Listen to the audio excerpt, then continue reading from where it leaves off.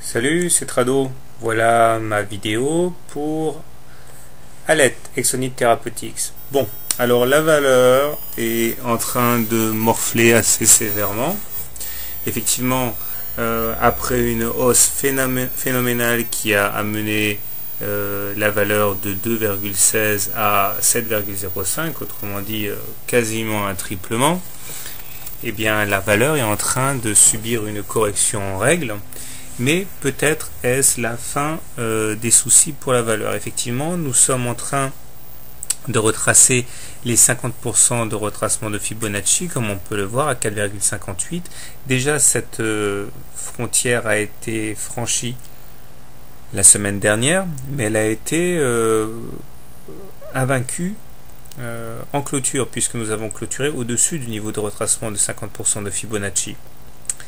Cette semaine, même phénomène, puisque nous sommes en train d'enfoncer ce niveau des 50%, qui est vraiment une frontière assez importante, et tout va dépendre en fait de la manière dont on va finir la semaine en cours. Est-ce qu'on va une fois de plus préserver ces 50%, ce qui serait un très bon signe, ou alors est-ce qu'on va passer en dessous, et dans ce cas, on risque d'aller visiter le niveau inférieur, vers 4,012, on verra. Toujours est-il que pour l'instant rien n'est dramatique au sens graphique du terme, puisque nous sommes toujours soutenus par une grande oblique bleue de moyen terme qui n'a pas cédé pour l'instant. Elle n'a même pas été sollicitée pour l'instant. On peut même envisager que nous soyons en train de dessiner une figure en drapeau, dont le drapeau est représenté par le biseau des segments verts. C'est une figure de continuation, et en cas de sortie par le haut de cette figure en biseau qui forme un drapeau avec le mât, eh bien pourquoi pas ne pas envisager une augmentation qui dépasserait bien les précédents plus hauts à 7,02. Donc pour l'instant il n'y a pas lieu de paniquer, parce qu'un retracement de 50% de Fibonacci est très classique.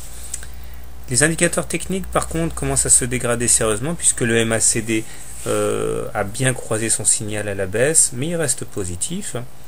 Le stochastique a également croisé son signal à la baisse, mais nous n'avons pas encore attaqué notre zone de survente. Le momentum par contre est vraiment en zone négative, et ça c'est pas très bon signe.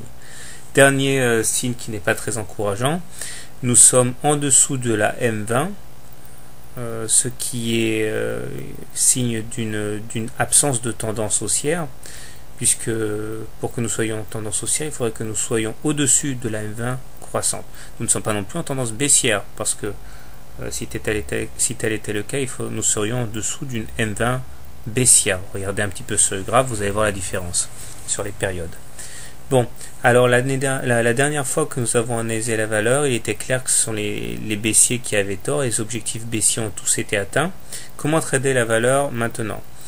Alors si vous pensez que la hausse va reprendre ses droits, je pense qu'il peut être intéressant, très intéressant, de shorter sur les niveaux actuels, en particulier si nous préservons le niveau des 50% de Fibonacci vendredi en clôture. Le stop loss devra être mis juste en dessous des précédents plus bas, et à tout le moins ce stop loss devra être mis en cas de clôture sous les 4,58, sous le niveau des 50% de Fibonacci. L'objectif étant de rallier dans un premier temps le haut du biseau vert, et puis pourquoi pas plus haut si on sort de ce biseau.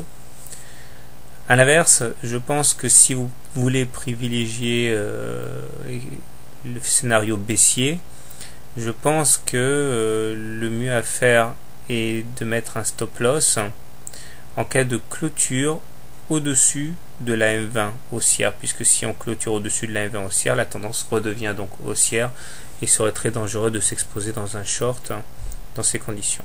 Voilà. Personnellement, je vais privilégier le scénario haussier, car nous sommes toujours au regard de la théorie de Weinstein en phase 2. Il y a une vidéo là-dessus si ça vous intéresse. Voilà, bonne semaine et bon trade.